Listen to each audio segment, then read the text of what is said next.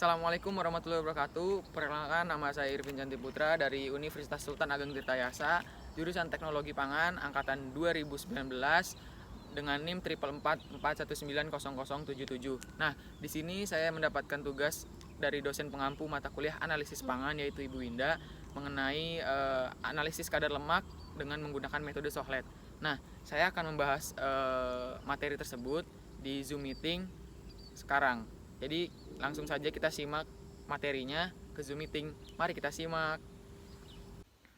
Oke, kembali lagi bersama saya Irvin. Kali ini saya akan menjelaskan materi di dalam Zoom ya, karena tidak memungkinkan di luar sana. Jadi masuk ke Zoom biar lebih efektif. Nah, ini saya akan menjelaskan materi mengenai analisis lemak dengan menggunakan metode Sohlet. Nah, saya di sini akan membahas mengenai beberapa bahasan tentang analisis metode Sohlet ini yang terdiri dari pendahuluan, pengertian, cara kerja metodenya, dan prinsipnya seperti apa nanti akan dijelaskan ke depannya oleh saya. Nah, pendahuluan terlebih dahulu. Nah, saya mendapatkan sebuah literatur yang dijelaskan oleh Underwulan et al. 2011 mengatakan bahwa sifat fungsional lemak atau lipid dapat berperan dalam bidang industri pangan. Nah, lemak juga dapat menghantarkan panas nih dengan baik pada saat proses penggorengan. Terus fungsinya juga melembutkan itu produk, terus membentuk bodi dan dapat meningkatkan palatabilitas produk. Nah, keberadaan lemak dalam bahan pangan itu dapat diketahui nih dengan cara menganalisisnya. Itu analisis kadar lemak dengan menggunakan beberapa metode. Sebenarnya banyak metodenya yang bisa dianalisis dalam metode dalam menganalisis lemak ini banyak gitu. Tapi kali ini saya dapat tugas mengenai metode Sohlet. Nah, jadi kita akan membahas mengenai analisis kadar lemak menggunakan metode Sohlet seperti itu. Nah, yang pertama itu lemak. Pengertian lemak menurut Muazza itu mengatakan bahwa definisi lipid atau lemak tidak secara spesifik mengacu pada suatu struktur molekul dengan ciri khas tertentu seperti karbohidrat dan dua protein. Nah, meskipun lipid secara umum didefinisikan sebagai komponen yang mudah larut dalam pelarut organik yang cenderung nonpolar, itu seperti contohnya itu pada etanol, terus ether, terus klorofrom. Nah, tapi di sisi lain itu terdapat beberapa golongan lipid yang larut dalam pelarut polar seperti itu. Nah, lemak juga disebut lipid, suatu zat yang kaya akan energi. Nah, berfungsi sebagai sumber energi yang utama untuk proses metabolisme tubuh dalam tubuh kita. Seperti itu. Nah, itu fungsinya lemak. Nah, selanjutnya itu ada lemak. Nah, lemak itu beredar dalam tubuh, diperoleh oleh dua sumber, yaitu dari makanan dan hasil produksi organ lainnya, yaitu organ hati. Nah, yang biasa disimpan dalam sel-sel lemak itu sebagai cadangan itu energi. Terus asam lemak penyusun lipid itu ada dua macam, yaitu asam lemak jenuh dan asam lemak tidak jenuh. Nah, asam lemak tidak jenuh itu molekulnya mempunyai ikatan tangkap pada rantai karbonnya. Terus halogen dapat bereaksi cepat dengan atom C pada rantai yang ikatannya tidak jenuh, atau biasa disebut peristiwa adisi seperti itu. Nah, selama penyimpanan, lemak atau minyak mungkin menjadi tengik ya kan, rekan. Nah, bisa seperti itu. Terus lemak itu merupakan suatu senyawa yang terbentuk dari gliserol asam atau asam karboksilat dan mempunyai sifat sebagai senyawa tak larut dalam air, seperti itu. Tetapi larut dalam pelarut organik nonpolar seperti hidrokarbon atau dietiliter. Nah, dalam proses uji lemak itu dapat dihitung dengan menggunakan berbagai macam metode analisis, diantaranya metode ekstraksi langsung.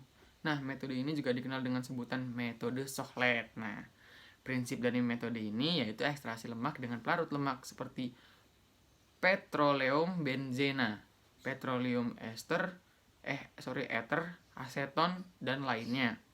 Nah, berat lemak itu kemudian ditentukan dengan cara memisahkan lemak dengan pelarutnya. Seperti itu. Nah, kita langsung saja masuk nih ke metode Sohlet. Nah, sebelum masuk ke metode Sochlet, ini kita bisa melihat nih di sini nih. Nah, ini merupakan alat Sochlet. Nah, kita akan menggunakan metode Sochlet ini untuk menghitung kadar lemak pada sebuah daging lah ya, contohnya seperti itu. Nih. Jadi ini air keluar dan ini air masuk.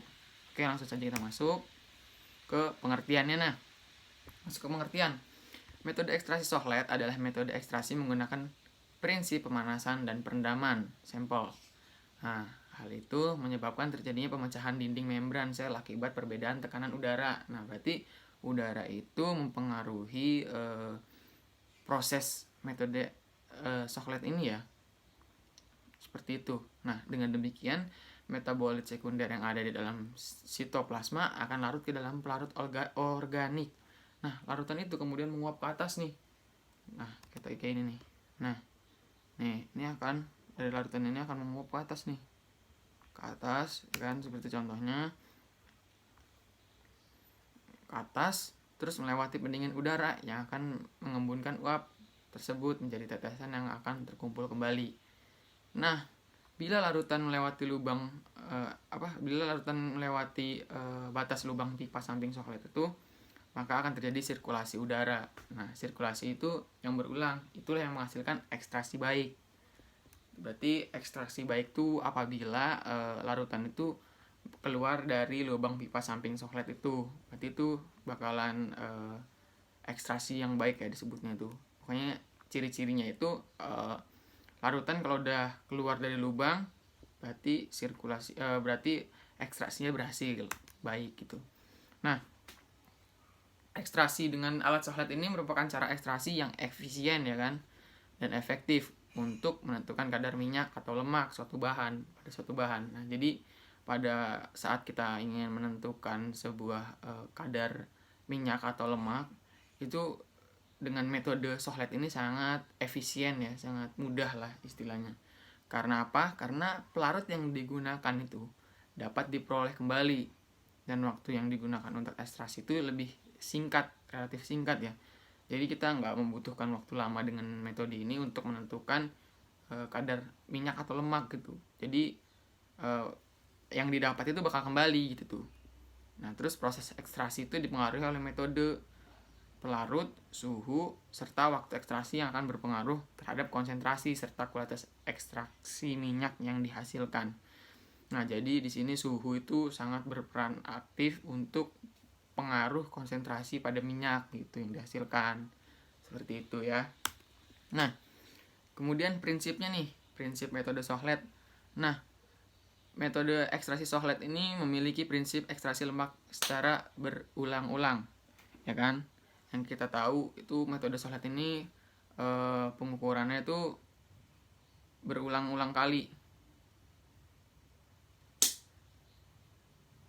secara berlangsung dengan pelarut organik, dilanjutkan dengan melakukan penimbangan seperti itu. Jadi dengan cara penimbangan kita dapat menentukannya itu. Nah, setiap pelarut organik memiliki polaritas yang berbeda. Nah, pelarut yang punya polaritas paling sesuai dengan lemak akan memberikan hasil ekstraksi yang lebih baik. Nah, semakin lama waktu ekstraksi menyebabkan lemak yang dibawa oleh pelarut ekstraksi semakin banyak dan lemak pada sampel habis, dan semakin tinggi suhu menyebabkan ekstraksi semakin cepat. Nah, seperti itu, ya kan? Nah, pada metode Sochlet ini suhu yang digunakan harus sesuai dengan titik didih pelarut yang digunakan. Nah, jadi kita balik lagi metode Sochlet ini beracuan kepada titik didih pelarut suhu. Nah, jadi suhu ini menjadi acuan utama pada metode Sochlet ini. Nah, ini ada nama dan fungsinya ya. Nah, kita bisa lihat sendiri gambar di samping ini nih. Ini alatnya nih. Nah, di sini udah tertera nomor 1, 2, 3, 4, 5, 6. Nah, berarti di sini akan saya jelaskan 6 nama dan fungsi-fungsinya. Nah, yang pertama itu nih ada kondensor, ya kan? Nah, berfungsi sebagai pendingin dan juga untuk mempercepat proses pengembunan. Yang kedua itu ada timbal. Nah, timbal ini berfungsi sebagai wadah untuk sampel yang ingin diambil zatnya. Nah, jadi zat ini yang pengen diambil zatnya tuh bakal diseleksi oleh timbal nih, timbal ya. Kemudian yang ketiga itu ada pipa F. Nah, ini pipa F. Nah, pipa F ini berfungsi sebagai jalannya uap bagi pelarut yang menguap dari proses penguapan. Nah, jadi nanti bakal menguap nih. Di sini akan terjadi proses penguapan di pipa F. Nah, kemudian yang keempat itu ada sifon.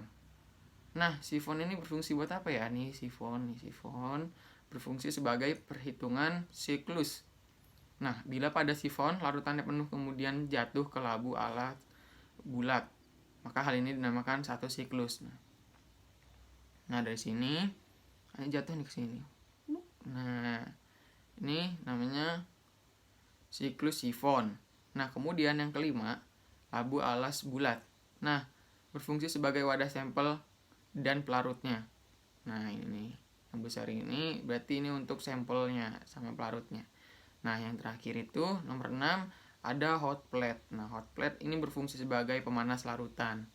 Nah, jadi ini hot plate ini bakalan memanaskan labu alas bulat ini, nanti akan menguap nih ke atas nih. Jadi ini bakal terjadi yang namanya proses metode Sohlet. Seperti itu. Oke, lanjut. Nah, di sini ada persyaratan khusus nih untuk pelarut yang digunakan dalam proses sohletasi nih. Itu ada 6. Yang pertama ini ada pelarut yang mudah menguap. Nah, contohnya yang pertama ada heksan, eter, petroleum, eter, metil klorida, dan alkohol. Nah, kemudian yang kedua itu ada titik didih pelarut rendah. Yang ketiga ada pelarut tidak melarutkan senyawa yang diinginkan. Yang keempat ada pelarut terbaik untuk bahan yang akan diekstrasikan. Kemudian yang kelima, pelarut tersebut akan terpisah dengan cepat setelah pengocokan. Nah, yang keenam, sifat sesuai dengan senyawa yang akan diisolasi atau polar atau non-polar. Nah, 6 syarat ini harus diperhatikan dalam proses sohletasi, karena dari ke-6 ini akan menentukan hasil dari akhir penentuan kadar lemak pada sohletasi ini. Seperti itu. Nah, berikut cara kerjanya. Nah, yang pertama itu biasanya tuh timbang bahan yang telah dihaluskan. Nah, contohnya tuh sebanyak 1-2 gram, terus lewat dari 40 mes, terus di dalam timbel, kemudian masukkan ke dalam tabung ekstraksi sohlet tadi yang bulat kecil itu, alas, kemudian pasang labu sohlet pada tabung ekstraksi sohlet, kemudian pasang rangkaian alat sohlet dan alirkan air dalam kondensor.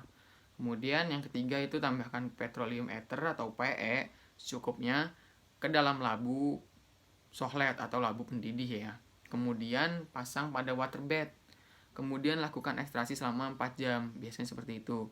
Nah, kemudian lepaskan yang keempat nih, lepaskan abu sohlet dan rangkaian alat sohlet, pindahkan ke botol timbang yang sudah diketahui beratnya, lalu uapkan solvennya sehingga dapat lemak yang diketahui beratnya. Terus uapkan solvennya sehingga didapat lemak yang diketahui beratnya dalam botol timbang. Nah, kemudian yang terakhir, berat residu dalam botol timbang dinyatakan sebagai berat lemak dalam sampel. Nah, berarti kita bisa dapat menentukannya dengan cara kerja ini akan menghasilkan kadar lemak dalam sampel yang kita coba ya. Nah, kemudian di dalam metode Sohlet ini terdapat kekurangan dan kelebihan ya. Nah, yang pertama itu ada kekurangannya. Kekurangan metode ini adalah dapat menyebabkan rusaknya solut atau komponen lainnya yang tidak tahan panas karena pemanas ekstrak yang dilakukan secara terus-menerus. Nah, jadi kita harus memperhatikan bahan-bahan apa yang kita larutkan di dalam metode Sohlet ini, karena tidak semuanya itu tahan panas. Gitu. Tidak tahan panas untuk dipanaskan. Terus kelebihan dari metode Sohlet ini, sampel kontak dengan pelarut yang murni secara berulang, terus kemampuan mengekstrasinya juga lebih tanpa tergantung jumlah pelarut yang banyak gitu. Jadi lagi-lagi kita harus memperhatikan pada syarat-syarat ini ya. Syaratnya ini yang dimana ini sebagai penentu terjadinya hasil akhir sampel yang diinginkan, seperti itu. Nah, Udah sekian, saya dapat menyimpulkan bahwa ekstraksi menggunakan sohlet ini, metode sohlet ini dengan pelarut cair itu merupakan salah satu metode yang paling baik digunakan dalam memisahkan senyawa bioaktif dari alam. Nah, alat sohlet ini merupakan suatu sistem penyairan berulang-ulang dengan pelarut yang sama yang menggunakan proses sirkulasi perubahan uap-uap cair dari pelarut dengan pemanasan ekstraksi dengan alat sohlet. Nah, alat sohlet itu merupakan ekstraksi dengan pelarut yang selalu baru. Umumnya dilakukan menggunakan alat khusus sehingga terjadi ekstraksi konstan dengan adanya pendinginan baliknya atau kondensor. Nah, kemudian ekstraksi dengan alat sohlet ini merupakan cara ekstraksi yang efisien dan efektif. Kenapa? Karena untuk menentukan kadar minyak atau lemak suatu bahan karena pelarut yang digunakan itu dapat diperoleh kembali gitu, jadi bisa didaur ulang istilahnya. Nah, terus waktu yang digunakan juga relatif singkat. Terus proses ekstraksi ini dipengaruhi oleh metode pelarut, suhu, serta waktunya. Nah, jadi semuanya kesimpulannya itu ekstraksi sohlet ini dipengaruhi oleh suhu, waktu, dan bahan-bahannya. Seperti itu. Nah, kurang lebihnya mohon maaf. Wassalamualaikum warahmatullahi wabarakatuh. Terima kasih.